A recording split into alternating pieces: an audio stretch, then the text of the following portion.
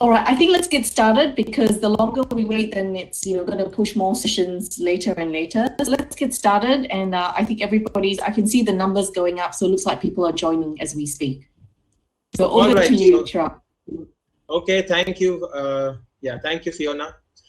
All right, so hi friends, and very good morning to all of you. And so I'm basically from Tamarind Tree, and so I've been a facilitator in Tamarind Tree since the last 3.5 months. And prior to joining, I was working in a corporate in accounting and finance and data analysis. Hi, Deepak. And business analysis and this kind of an environment. And I chose to join Tamarind Tree because it's a school, and it's a school for the underprivileged and the marginalized community, and it was technology based. So I had worked on ERP systems for my accounting and finance and analysis. So I thought this would be a good sort of continuity into that domain of ERP systems and all that I like. So I joined this school, and it's based on Moodle, and it uses other open source technologies, completely all open source. And it was something new to me, and I would wonder that how is it all happening on this web-based ERP called Moodle? And the main question of this presentation that I had is the doubt that I had before joining. Myself, yes, Chirag, and all of you know. So basically, it's about my Tryst with Moodle. It's from being a skeptic to believer in this pretty short time because of what I've experienced. And of course, it's a long journey to explore Moodle and to understand its dynamics. And but yes, in this particular presentation, all I'm taking care of is to address the doubt that I had when I started. Like, this is a primary school, and it's a school for the underprivileged and this kind of community. And it starts with a doubt that can this entire primary school, up to students up to the age of, like, I had heard Moodle was there in universities and also. I'm like, can this entire school run purely on these kind of technologies and primarily on Moodle? And what about this traditional whole schooling that I went through, and how is it being taken care here? So I was a digital facilitator. I had to hold meetings with the child is what I was told, and I would participate in course creation and these kind of things. But my concerns were still not addressed, and I was like, okay, I need to be patient and I'll figure out.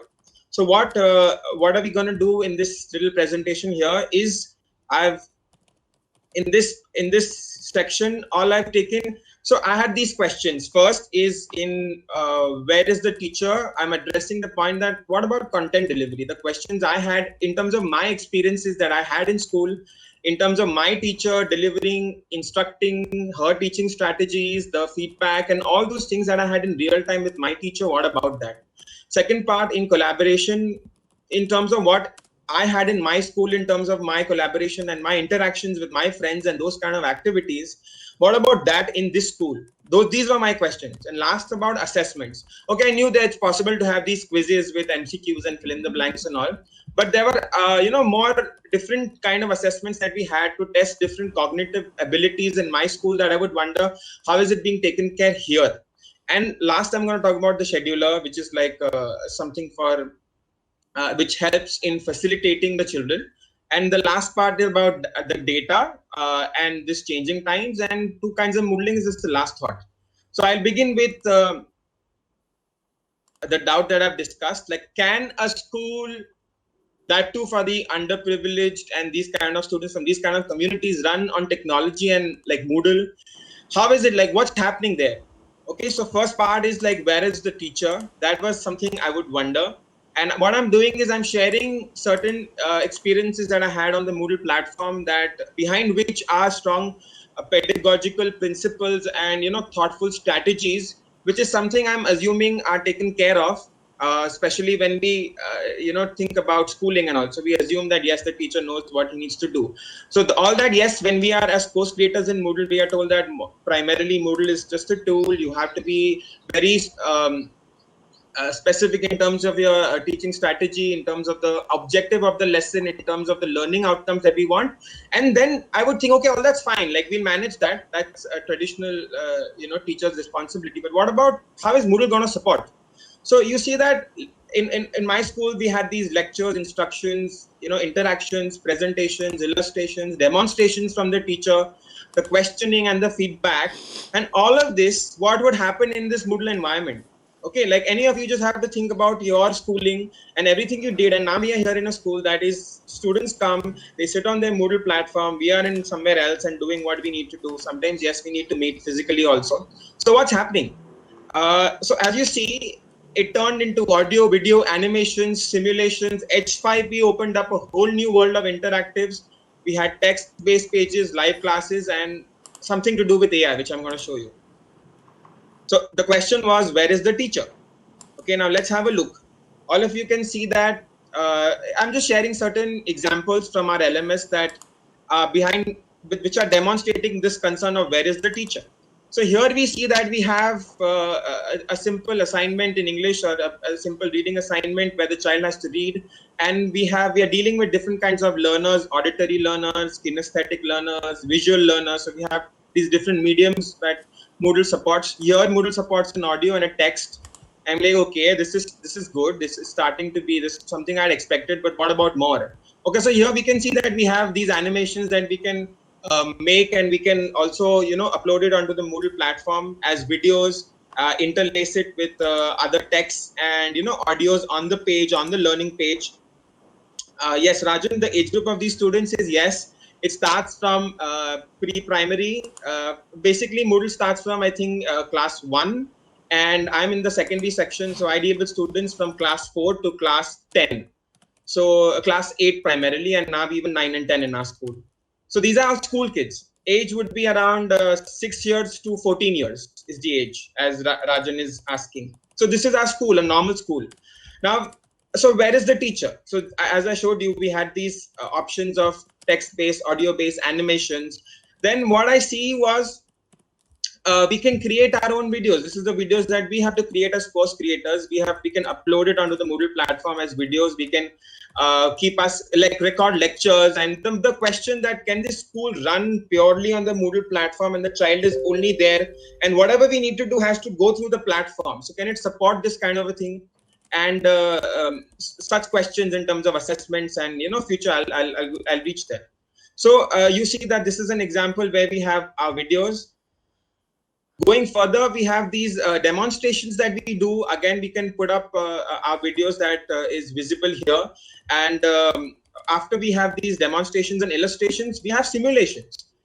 We record our simulations, and Moodle supports putting them up in presentations into H5Ps or purely as videos, just videos or links to YouTube videos that we can make. And again, we use simulations, as I mentioned. So something that I would do in school, I'm seeing here, one of my, another facilitator of our school, he's also demonstrating a simulation that these web-based technologies are supporting. Now we move ahead to H5Ps. Now H5Ps is a whole new world that even Martin mentioned some time back is being completely integrated into our Moodle instance. Our instance is My Big Campus. And here you see that this is it's a branching lesson. So H5P for lessons and content delivery gives options of tree maps and timelines and branch-based learning, scenario-based learning, or even interactive videos and audios. So I would wonder that what about the scenario where in my school the teacher would deliver and I would ask questions, or the teacher would ask questions to test. So here you see we have these questions interlaced along with the presentation, along with the video in between. So when we as course creators, yeah, Ajit, I'll get back to that question. It's a profound question which requires a different debate altogether, but I'll continue with where I am right now.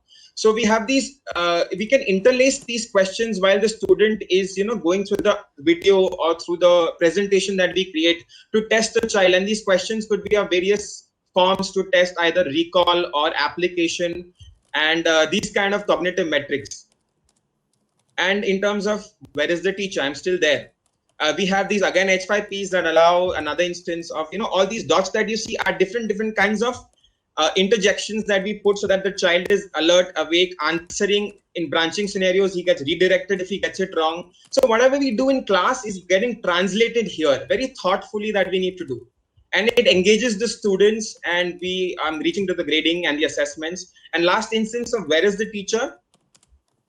Yeah, so yes, Fiona, I'll be quick. So another instance is where the AI plugins in Moodle helps us to do the traditional reading and the reading assignments, where you see we record ourselves and the child gets, all the energy we invest is getting it here, and the child gets an instance, and we can save the time and, get, because of these children, from what background they are, we can facilitate them. They need our hand holding, mainly because of the kind of communities they come from. So we put up this, we save time by using Moodle, by getting things done quickly, and it has longevity. So here the child has to read and record, and you see the AI grades it. So we can hear the audio of the child, and then we can have a facilitated, meeting with the child to guide him to read better, to express better, to talk better. So the AI also helps. You don't have to do the grading. So these kind of options and possibilities are there. In terms of the next part is collaboration. Now we're done with the traditional content delivery, teaching strategies, instructional strategies, and methods. What about my discussions with my friends and, those interactions I had and this collaboration? So here we see that, I'll be quick. Here we see a forum. Now we host a forum and the child responds. It's good for those kind of learners who are otherwise coy and shy, and they express better in forums where they can think thoughtfully and answer. They might be otherwise very reticent. It helps them. It's asynchronous learning where they can answer at their own pace. So I never knew this kind of thing was possible, but we had these guided discussions on forums. We also use databases where you see the students have commented here to a guided discussion by one of our facilitators, and basis a database that we create of observations that we use in science. That's one of the options Moodle provides us, which I didn't know and I found very interesting. And glossaries where children can come together, create a glossary together, collaborate on it, and comment on each other's terms and definitions, which helps them to be alert while in the course that we designed, to think about the new words and the terms. And lastly, in collaboration, what I have is, you see here in this area that our facilitator is guiding or leading a little chat or discussion from the blocks that we put up here, new kinds of content that we put up, or new information or new things from the web that are open source, new ideas specifically for them. So we can chat, and it's very informal, and the child learns through these kind of chats and guided discussions that we have. And Moodle provides these kind of options in real time. All right, so now assessments. I'll be quick on this part. Now, mainly assessments, I would think, and all in my school, I had all these exams and everything. Now, what about here? Is it going to be just a quiz and that's all? But here we see that there are various ways and tools to be able to test your knowledge, your comprehension, your synthesis of what you're learning. And behind every, so Moodle has this thing that it's built basis very strong pedagogical principles. It's something I didn't know, which I experienced with seeing our instance of Moodle and our development of these courses, where all of these things, and deduction, expression, all of these things that we would want to test cognitively of the child, Moodle provides ways to do that, which I would think, what is there and how is it possible? So here I'm going to be quick now. Here we see that we have a quiz where we put up something called an embedded close type of a question in a quiz, that you can just code different kinds of MCQs, fill in the blank, short answers, everything in one go, and create this huge question where you want to test different abilities. Either it's just plain recall, or it's deduction and problem solving, or whether it's plain comprehension by match the following or something of that sort.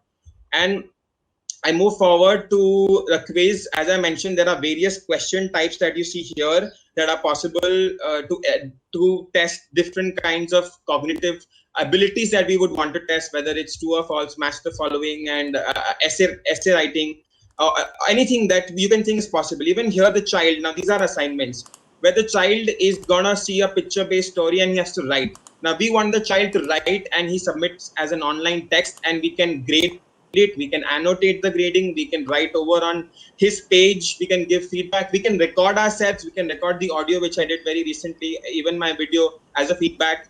And all of this I didn't know. So I found it pretty amazing that everything is happening on this platform, which is a web-based ERP, and it's open source and it's free, and it's making the whole school run like a school that I was a part of.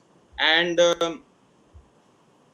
Yes, another assignment where I remember when in our school we had to take these leaves and mark, and we have a similar thing here, but we want the child to upload his image, mark it, and we can get the image on Moodle. He can upload his image. So it's just this typical assignments that we would clip our leaves and these kind of things on paper and submit it to our teachers. Here the child has to do it, click an image. We have a phone in the school that can even facilitate that, and he can upload it. And we can correct it, grade it, that he can upload on Moodle. He can upload even in this kind of an assignment where the child marks it, puts it on paper or draws the table on the online submission, fills it, and then we grade it. So different kinds of assessments are possible. Even here we want the child so he can record himself and upload his own video while conducting the experiment, and we can grade it, suggest. So all these kinds of assessments are possible. And an H5P is a different world altogether with master following. This is an instance where it's called marking the word, where the child has to identify the words. And with H5Ps, you open up a whole world of assessments that you just have to decide your strategy to assess and have it defined in terms of what cognitive ability you want to test. And H5P or Moodle has a solution. It's something I have seen. And the plugins is another world that is there. Which I'm yet to understand. Last part before I finish the school part is scheduling here.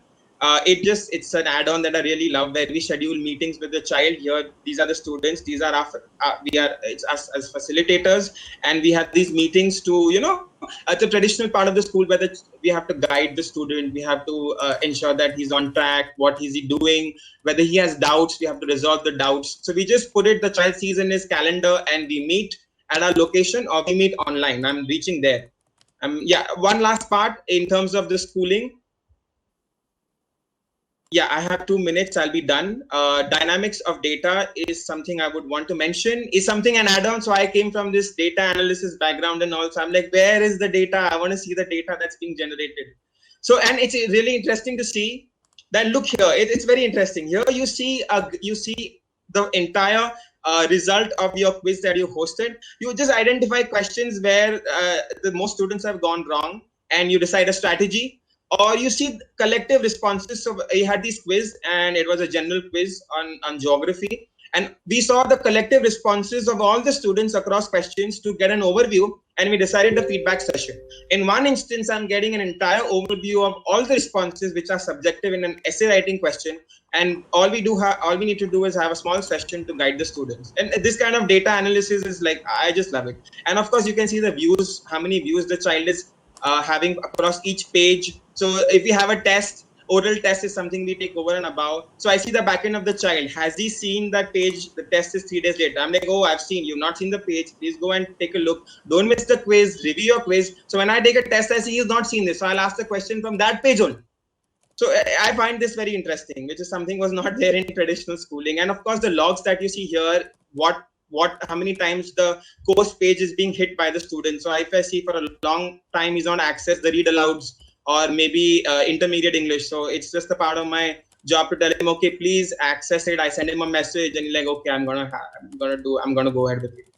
Okay, I'll be done with the schooling part. I'm done with whatever I had to say about Moodle and my experience. And yes, a school can run on the entire platform of Moodle.